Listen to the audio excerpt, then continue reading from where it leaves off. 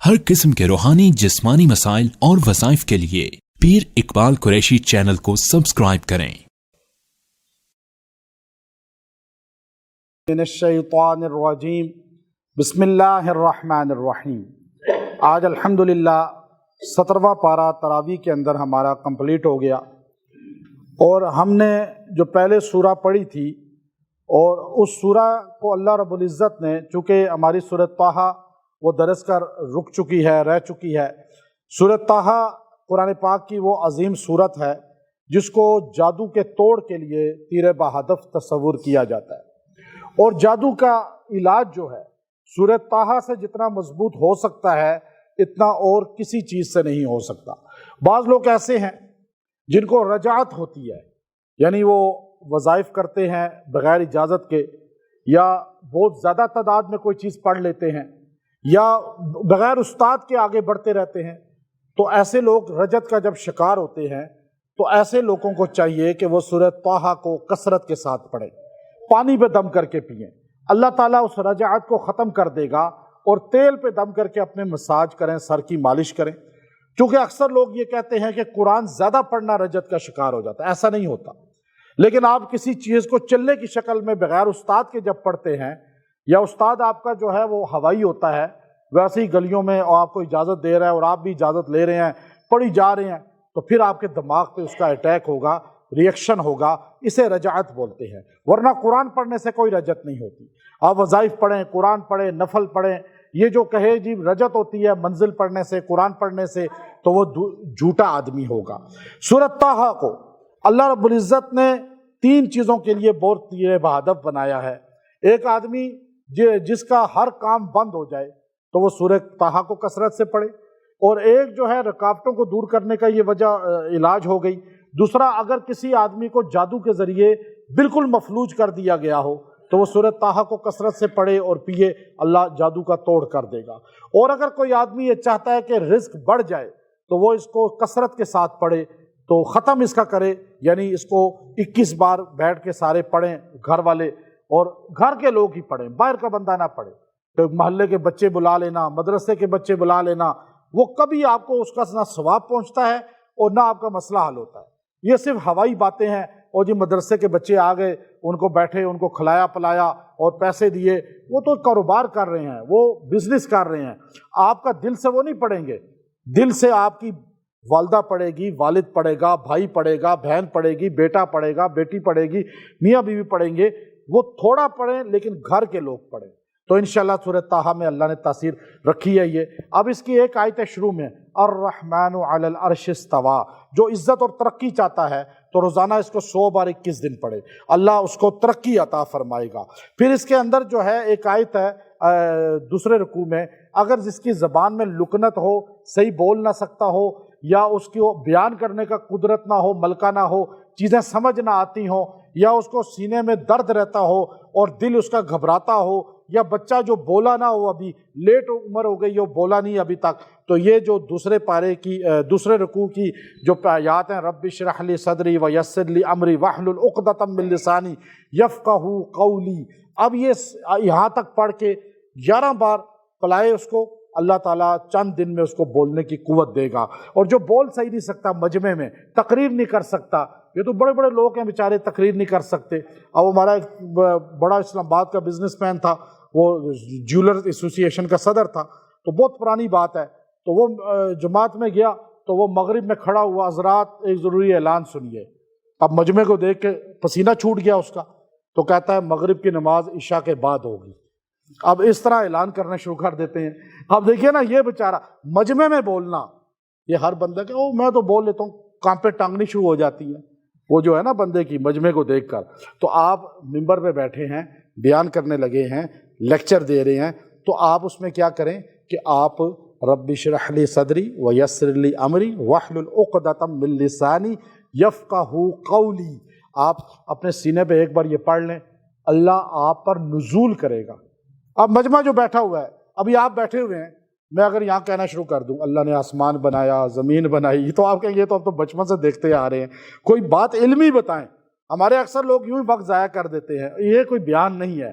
بیان ان من البیان لسحرا، مجمع کی پیاس کو دیکھ کر بات کرنا، یہ اللہ وہی بات کروائے گا جو اس دعا کو پڑھ کے آپ انشاءاللہ کریں گے، پھر آپ کو آہستہ آہستہ سینہ کھل جائے گا۔ اور اس کے بعد اللہ رب العزت نے وَأَلْقَيْتُ، دیکھیں موسیٰ علیہ السلام کے لیے آیت محبت کا تیر بہدف آیت ہے، کسی کو بےقرار کرنا چاہتے ہیں اور چاہے جائز مقصد کے لیے محبت کسی کے قلب میں پیدا کرنا چاہتے ہیں، اچھا ویسے بھی لوگ آپ کو دیکھ کر آپ کے لیے بےقرار ہو جائیں، لوگ آپ کو پسند کریں، آپ جدھر جائیں آپ کا ٹہکا ہو اور آپ کو سارے محبوب جانیں۔ دیکھیے موسیٰ کلیم اللہ، وہ جب گھر سے دریا میں پھینکے گئے تو جس نے دیکھا اس کے بعد وہ ان پہ فریفتہ ہوتا رہا۔ یہ آیت ہے، یہ بتاتی ہے موسیٰ علیہ السلام کو پہلے جو ہے وہ جب محل میں پہنچے دریا میں تیرتے تیرتے تو آپ کو جو ہے اس نے آسیہ بنت مزاحم نے دیکھا تو وہ آپ پر محبت میں مبتلا ہوگی، ماں بن گئی آپ کی۔ پھر فرعون نے دیکھا، اس ظالم کو بھی آپ پہ پیار آ گیا، پھر آپ پہ سارے سپاہی جلاد وہ سارے پیار کرنے لگے، یہاں تک کہ عوام بھی۔ پھر آپ مدین گئے تو وہاں پر جو ہے شعیب علیہ السلام کو آپ پہ پیار ہو محبت ہو گئی کہ آپ سے فریفتہ ہوئے کہ آپ کو اچھا سلوک کریں، پھر ان کی بیٹی کا آپ سے نکاح کیا، پھر اس کے بعد بھی اللہ نے آپ کو یہ محبوبیت عطا فرمائی عوام میں بھی، اور یہاں تک کہ اللہ سے کلام کا شرف بھی مل گیا۔ تو یہ آیت ہے دوسرے رکوع میں وَأَلْقَيْتُ عَلَيْكَ مَحَبَّةً مِّنِّي۔ اب یہ آیت جو پڑھے گا 1000 بار 7 دن تک، اور پڑھ کے جس کے لیے دعا کرے گا اور اس کو کھلا پلا دے تو اللہ تعالیٰ اس کے دل میں محبت بے قرار کر دے گا اور اگر آپ عطر پر، پرفیوم پر، کسی چیز پر وہ دم کر کے رکھ لیں، جہاں جائیں اس کو سپرے کر کے یا عطر لگا کے چلے جائیں انشاءاللہ محبت، اور پڑھتے جائیں، اللہ لوگوں کے دلوں میں محبت بھرتا رہے گا آپ کی۔ بڑا تیر بہدف یہ عمل ہے، اور یہ آیت جو ہے نا آپ کو تحفے کی شکل میں دے رہا ہوں، ورنہ قرآن پاک سے ایسی، ورنہ تو آپ کو پیسے خرچ کرنے چاہیے تعویذ لینے کے لیے، اور پھر آپ کو ایک گائے لانی چاہیے، گائے لا سکتے ہیں آپ لوگ، اور گائے کا خون جو ہے وہ سری آپ رکھ لیں گے، باقی پورا دھڑ مجھے دے دیں گے، تو پھر آپ کا یہ کام ہوگا۔ سری آپ نے رکھنی ہے کیونکہ ہمارے کام کی نہیں ہے، ہمارے کام کا کیا ہے؟ باقی گوشت ہے، ٹھیک ہے نا؟ اس طرح آپ نے مرغی لینی ہے، اس کی سری آپ نے رکھنی ہے، باقی دھڑ مجھے دینا ہے ذبح کر کے، ٹھیک ہے نا؟ لیکن میں آپ کو اس کے بغیر یہ اجازت دے رہا ہوں، تو لیکن آپ نے تو کھلانا ویسے ہی کچھ نہیں ہے، ویسے بھی کھلانے کو آپ تیار تو رہتے نہیں ہیں، تو آپ وہ کون سے نمازی ہیں جو کھلاتے ہیں؟ وہ نمازی چاند پر ہی ملیں گے شاید، لیکن یہاں بھی شاید کبھی مل ہی جائیں گے انشاءاللہ۔ ابھی آپ یہ دیکھیے کہ آپ جو ہے یہ اگلی ہے، اب ہم بنے کہاں سے؟ آپ کو کیا پتا آپ کس مٹی سے بنے؟ میں کس مٹی سے بنا پتا ہے کسی کو؟ اللہ نے یہاں کا، آپ جب مٹی پہ قبر پہ مٹی ڈالتے ہیں نا، 3 مشت اس طرح ڈالتے ہیں، پہلے کہتے ہیں منہا خلقناکم، تیسرا رکوع شروع ہو رہا ہے سورۃ طہ کا، وفیہا نعیدکم دوسری بار، ومنہا نخرجکم تارۃ اخری تیسری بار، اسی سے پیدا ہوا، اسی میں لوٹ گیا، اب اسی میں تو دوبارہ اٹھے گا، یہ اس میں آیت میں ہے۔ اس تفسیر میں لکھا مفسرین نے، بندے کی جس مٹی سے جسم بنتا ہے اسی مٹی میں اس کی قبر بنتی ہے۔ روضہ رسول کے مٹی سے 4 جسم اللہ نے بنائے، مدینہ کی مٹی سے، گنبد خضرا کی مٹی سے، سیدہ عائشہ صدیقہ رضی اللہ کے حجرے کی مٹی سے، ریاض الجنہ کی مٹی سے، ایک رسول اللہ صلی اللہ علیہ وسلم، ایک ابو بکر صدیق رضی اللہ عنہ، ایک عمر بن خطاب رضی اللہ عنہ، ایک عیسیٰ بن مریم علیہ السلام۔ جس مٹی سے بندہ بنتا ہے اسی مٹی میں قبر بنتی ہے، بندہ جدھر مرضی گھومتا رہے، جا کے ادھر ہی خمیر پہنچے گا۔ جو آدمی روزانہ اس کو 3 بار پڑھے گا، منہا خلقناکم وفیہا نعیدکم منہا نخرجکم تارۃ اخری، اللہ تعالیٰ اس بندے کو بہترین عزت والی مٹی عطا فرمائے گا۔ مدینے سے بڑی مٹی ہے ہی کوئی نہیں، بقی سے افضل ہے ہی کوئی نہیں۔ یہ پڑھ کے 3 بار دعا کریں، اللہ جنت البقی کی قبر یا مالا کی قبر دے گا۔ اس کے اندر ایک آیت ایسی ہے تیسرے رکوع میں، انما صنعوا کید الساحر ولا یفلح الساحر حیث اتی، جو اس کو 70 بار پڑھ کے 7 دن پانی پہ پیے گا، دنیا کا ہر جادو اس سے ٹوٹ جائے گا۔ اور جو روزانہ 11 بار اس کو پڑھے گا، جادو اس پہ اس دن اثر نہیں کرے گا۔ آپ کہتے ہیں جادو واپس پلٹے یا اثر نہ کرے، یہ آیت اپنا وظیفہ بنا لیں، انشاءاللہ اس سے آپ کو یہ سہولت ملے گی، یہ فیوز ملے گا۔ اس کے آخر میں اللہ نے فرمایا فَإِنَّ لَهُ مَعِيشَةً ضَنْكَ وَنَحْشُرُهُ يَوْمَ الْقِيَامَةِ أَعْمَى، جو بندہ اللہ کے یاد سے غافل ہو جائے گا میں اس کی معیشت کو تنگ کر دوں گا۔ اب جب آپ اللہ کی یاد سے غافل ہوتے ہیں تو معیشت خراب ہوتی ہے، ملک ہو یا بندے کا گھر ہو۔ تو ایک تو یہ اس میں بتا دیا کہ معیشت کو مضبوط کرنا ہے تو اللہ کی یاد کو اختیار کریں اور اللہ کی غفلت کو، یاد سے غفلت کو چھوڑ دیں۔ سورہ انبیاء یہ قرآن پاک کی بڑی بزرگ صورت ہے، اس کو بزرگ صورت کہا جاتا ہے۔ یعنی آپ جیسے بندوں میں بزرگ دیکھتے ہیں تو قرآن پاک کی صورتوں میں یہ بزرگ صورت اس لیے ہے کہ اس میں انبیاء 16 سے زائد کا ذکر ہے، اور ایسی دعائیں ہیں ان کی کہ جو سورہ انبیاء کو پڑھتا ہے جب بھی مشکل آئے سورہ انبیاء پڑھ کے دعا کریں، آپ کی مشکل حل ہو جائے گی۔ آپ جب بہت پھنس جائیں، چاہے قید میں، چاہے کسی کے قہر ظلم میں، آپ کسی بھی پریشانی آفت میں، آپ سورہ انبیاء پڑھیں، اس کے بعد دعا کریں، اللہ آپ کی پریشانی دور فرما دے گا۔ جو آدمی چاہتا ہے مجھے بزرگی مل جائے، مجھے مرتبہ مل جائے، تو وہ سورہ انبیاء کو 40 دن تک روز ایک بار پڑھے، اللہ اسے دنیا میں مقام اور عزت عطا فرما دیں گے۔ اور جو آدمی یہ چاہتا ہے کہ لوگ میرے سے محبت کریں، میری قدر کریں، میری عزت ہر جگہ ہو، تو وہ سورہ انبیاء کو جو ہے پڑھے کثرت کے ساتھ اور دعا کرے۔ اور جو چاہتا ہے کہ میرا گھر جو ہے باقی گھروں میں شان والا ہو جائے، میرے بچے، میرے گھر کے لوگ سورہ انبیاء لکھ کے اپنے گھر میں کہیں لگا دے، اللہ تعالیٰ اس گھر کو گھروں میں عزت والا بنا دیں گے۔ سورہ انبیاء کے ایک شروع میں اللہ نے فرمایا اقترب للناس حسابهم وهم فی غفلۃ معرضون۔ یہ غافل آدمی جو بندہ ہو جاتا ہے، جس آدمی کو دین کے ساتھ تعلق نہیں ہوتا، جو غلط کاموں میں پڑا رہتا ہے، نماز قرآن دین سے دور رہتا ہے، وہ اس کو یہ 21 بار دم کر کے 11 دن پلائیں، پہلی آیت کو اللہ تعالیٰ اس کی غفلت دور فرما دیں گے۔ اور جو خود چاہے کہ مجھے اللہ دین سے جوڑ دے تو وہ خود بھی پی سکتا ہے۔ اس میں اللہ نے پہلے رکوع میں فرمایا فَاسْأَلُوا أَهْلَ الذِّكْرِ إِن كُنتُمْ لَا تَعْلَمُونَ، تم پوچھو اہل ذکر سے اگر تم نہیں جانتے۔ یا اللہ نے بتا دیا کہ اگر آپ کو قرآن نہیں پتا، حدیث نہیں پتا، فقہ نہیں پتا، تو آپ کسی جاننے والے سے پوچھیں۔ اب آپ دیکھیے کہ امت کا ایک بڑا طبقہ تقلید کرتا ہے، اہل سنت والجماعت، حنفی، شافعی، حنبلی، مالکی، یہ چاروں بہت بڑی تعداد میں ہیں دنیا میں، اور یہ چاروں تقلید کرتے ہیں کسی نہ کسی امام کی۔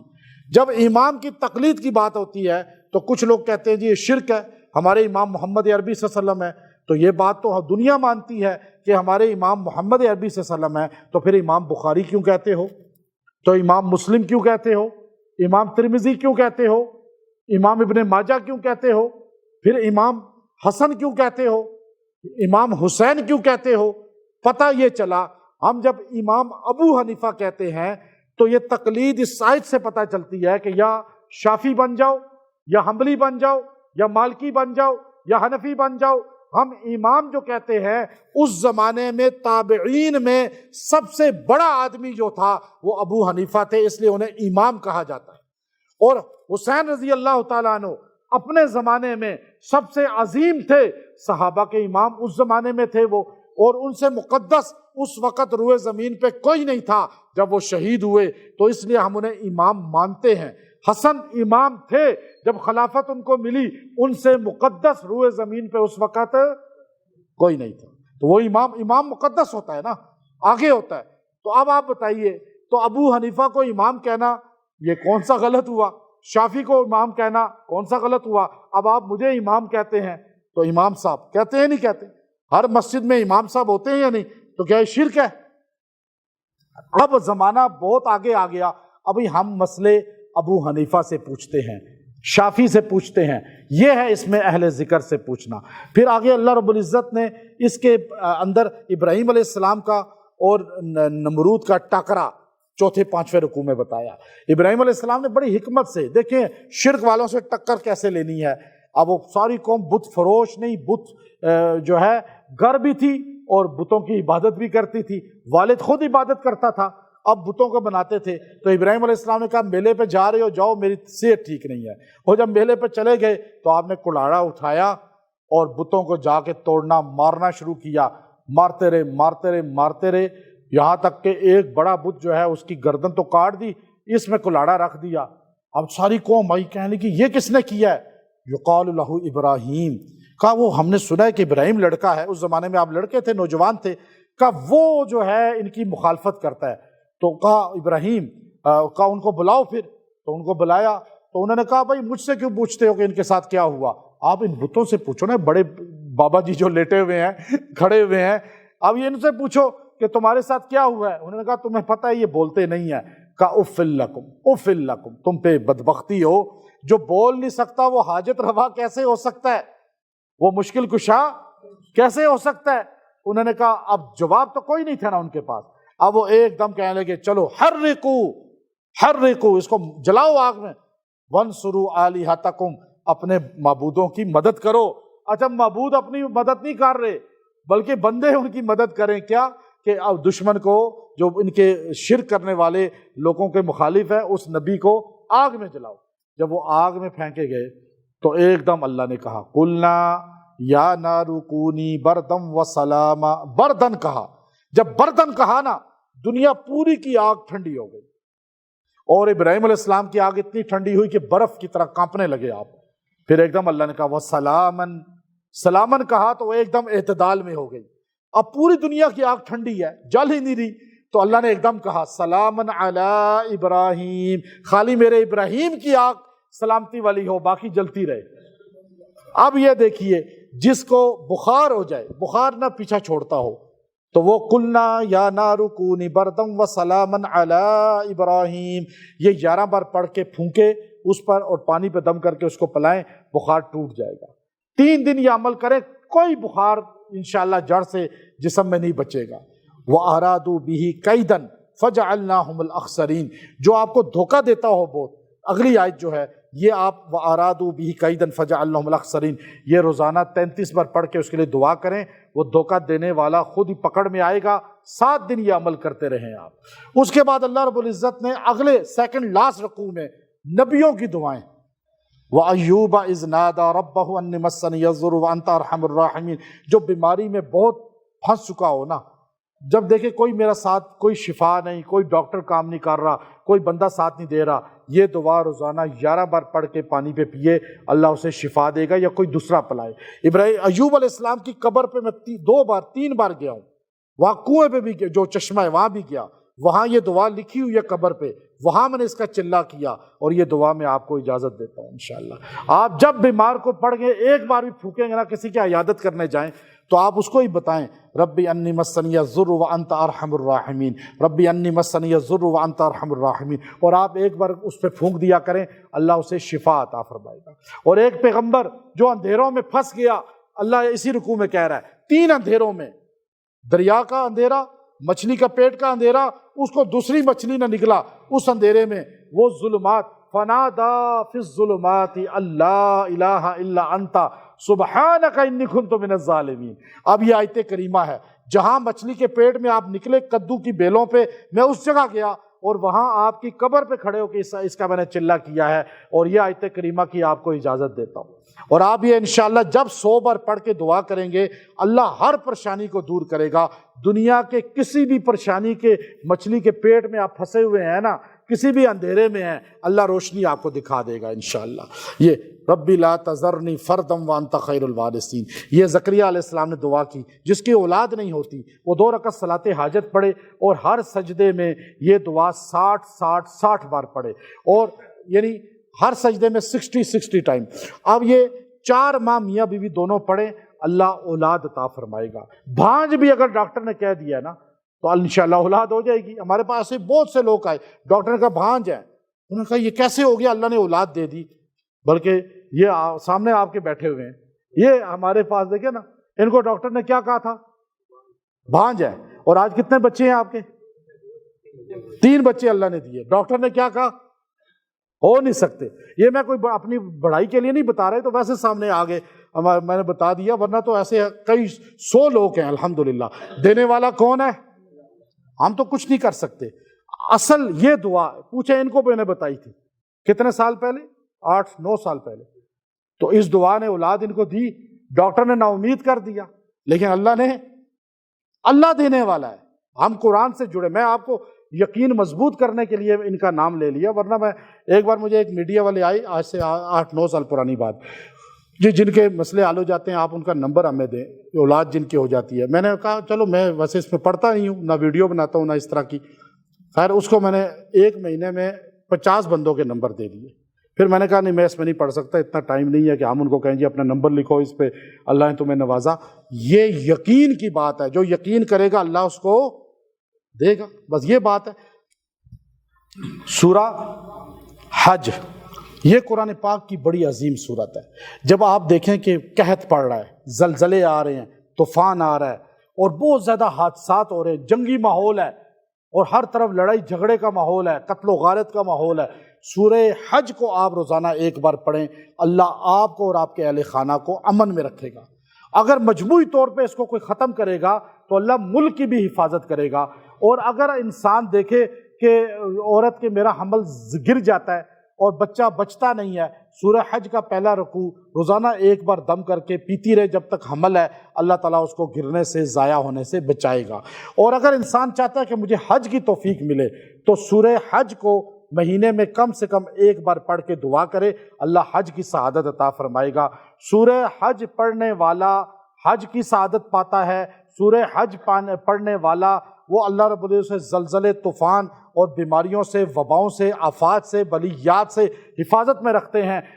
سورہ حج سے محبت کر کے اسے کم سے کم مہینے میں چاند جب دیکھیں تو نیا چاند دیکھیں یا گزر بھی جائے تھوڑا، مہینے میں کم سے کم 1 بار پڑھ لیں، اللہ آپ کی جوانی بھی، بڑھاپا بھی شاندار کر دے گا اور آپ کو ہر بیماری، آفت سے، اپہج ہونے سے، مفلوج ہونے سے بچا لے گا۔ اس میں بڑی تاثیرات ہیں۔ اس کے شروع میں ایک آیت ہے، جب انسان دیکھے کہ بہت زیادہ پریشانیاں مجھ پہ آ رہی ہیں اور ایک کے بعد دوسری پریشانی مجھ پہ آ رہی ہے، تو پہلی آیت ان زلزلۃ الساعۃ شیء عظیم، ان زلزلۃ الساعۃ شیء عظیم، یہ زلزلہ ایک بہت بڑی چیز ہے، قیامت کا زلزلہ ہے۔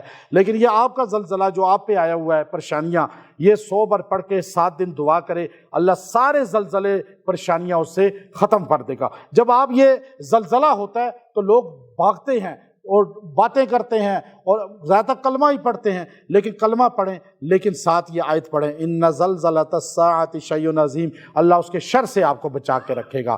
اور اس کے بعد جو ہے ایک آیت ہے، اس کی 5ویں آیت ہے، یا ایھا الناس ان کنتم فی ریب من البعث۔ یہ آیت ہے لمبی ذرا، اس میں انسان کی پوری زندگی کا ہے، کیسے پیدا ہوا، کیسے لوتھڑا بنا، کیسے اس پہ گوشت چڑھا ہڈیوں کے اوپر، کیسے خون آیا، پھر کیسے بچہ بنا، پھر وہ کیسے باہر آیا، کیسے پھر پلا، پھر کیسے جوان ہوا، کیسے پھر جوان ہونے کے بعد بوڑھا ہو گیا، اور پہلے جوانی میں کہتا تھا میرے سے بڑا کون ہے، پھر بڑھاپے میں جا کے یوں کمر جھک گئی۔ اللہ پورا نقشہ کھینچ رہے ہیں۔ جو یہ آیت روزانہ 1 بار پڑھ کے دعا کرے گا، اللہ اس کی زندگی اور اس کی جوانی، اس کا بڑھاپا پرامن اور شاندار اور بغیر محتاجی والا کرے گا، اور اسے محتاج کسی کا نہیں ہونے دے گا۔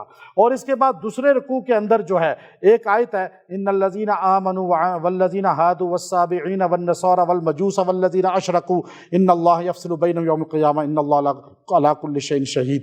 یہ آیت اکثر باہر ملکوں میں یہ دیکھا کہ لڑکے لڑکیاں غیر مسلموں کے پیچھے پڑ گئے ہیں، دوستیوں میں، شادیوں میں بہت سی عورتیں روتی ہیں ہمارا لڑکا جو ہے وہ کافر لڑکی سے عشق کرتا ہے، شادی کر رہا ہے، کر بھی لی ہے۔ ابھی ایک عورت مجھے رو رہی تھی باہر ایک ملکی، کہتی ہے کہ پاکستانی 10 کروڑ روپے کی خالی ایک گاڑی اس کو دی ہے، نان مسلم عورت ہے، بالکل کافرہ ہے، اور عشق میں آ گیا، جادو کر کے اس نے یہ جو بھی عشق ہو گیا، اور کہتی ہے ایک گاڑی خالی اتنے کی دی ہے، اور باقی آپ سوچیں اس نے کتنا اس سے لیا ہے، گھر بھی اس کے نام کیا ہے باہر بہت بڑا۔ اور اس طرح اب لڑکا لڑکی کوئی بھی کافروں کی طرف ہو جائے یا ان سے شادی کرنا چاہے یا بد عقیدہ کے ساتھ شادی کرنا چاہے تو آپ یہ آیت کریمہ 7 بار دم کر کے ان کو پلائیں، اللہ چند دن میں ان کو ادھر سے دور کر دے گا۔ اور پھر اگر کوئی حج کرنا چاہتا ہے تو وَأَذِّن فِي النَّاسِ بِالْحَجِّ يَأْتُوكَ رِجَالًا وَعَلَىٰ كُلِّ ضَامِرٍ يَأْتِينَ مِنْ كُلِّ فَجٍّ عَمِيقٍ۔ یہ چوتھے رکوع میں ہے۔ جو اس آیت کو روزانہ 7 بار پڑھ کے دعا کرے گا، حج کے دنوں میں جیسے رمضان کے بعد آپ پڑھنا شروع کر دیں، حج تک اللہ آپ تڑپ آپ کے اندر ہوگی، اللہ آپ کو حج کی سعادت عمرے کی لازماً عطا فرمائے گا۔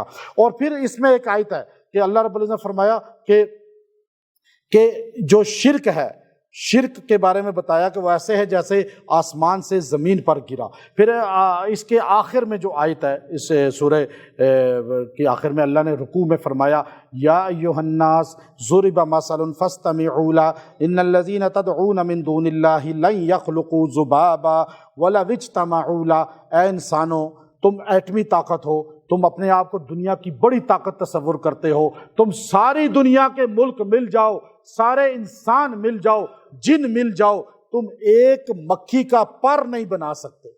بنا سکتا ہے کوئی؟ آج سائنسدان کہتے ہیں جی ہم یہ کچھ بھی نہیں ہے، صرف ہوائی باتیں ہیں۔ طاقت کس کی ہے؟ صرف اللہ کی۔ بس اب دیکھیے کہ اللہ کہتا ہے تم اتنے طاقتور ہو تو مکھی کا، جو گندی مکھی ہے جس کو تم دیکھنا پسند نہیں کرتے، اس کا پر نہیں بنا سکتے۔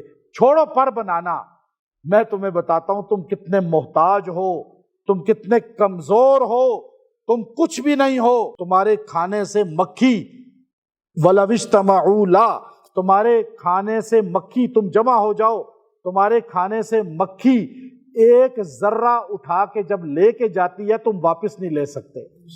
لے سکتا ہے کوئی؟ ضعف الطالب والمطلوب، تم بھی محتاج ہو، وہ بھی محتاج ہے۔ اللہ نے کہا تمہاری حیثیت کیا ہے جو تم خدائی کا دعویٰ کر رہے ہو؟ کوئی مشکل کشا نہیں اللہ کے علاوہ، اللہ خود ہے، بس ایک ذات ہے۔ یہ اللہ رب هو سماکم المسلمین، اللہ نے وجاہدوا فی اللہ حق جہادی۔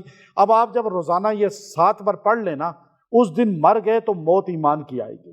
یہ ہوا سماکم المسلمین، اللہ نے ابراہیم علیہ السلام کو کہا کہ میں نے آپ کا نام اسلام، مسلمان رکھا ہے۔